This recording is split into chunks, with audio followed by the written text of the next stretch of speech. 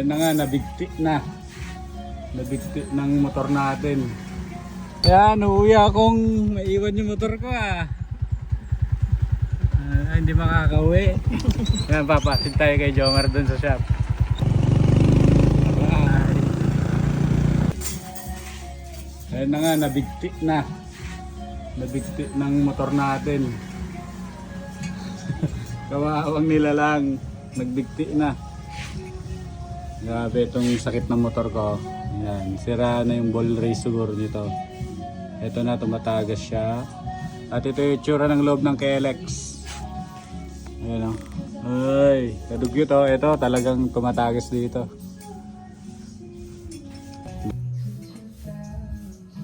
Wasak.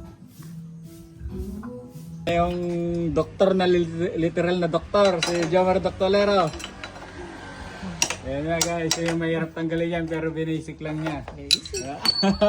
Yeah. Welding na yung sinasabi kong gawin niya, ayaw niya papigil. Literal na doktor to guys. Natin dito talaga ang diskarte. Diskarte lang yan. Kasama ng katawang tigil mo yung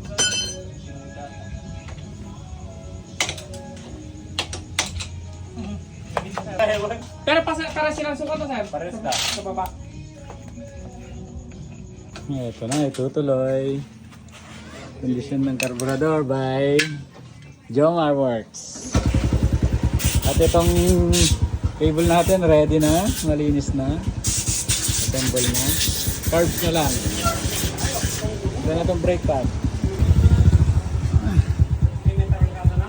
Try na natin bakal to bakal na yung disc natin tuloy ano na may groove. And thank you kay Sir John Mascareñas, shout out sa malupitang brake pad. Bili na kayo. Ito mga to sir. Tara.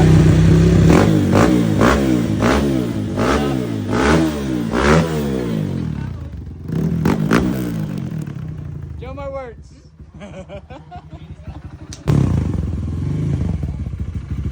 Ito na, bagong throttle cable from Sir John Mascareñas.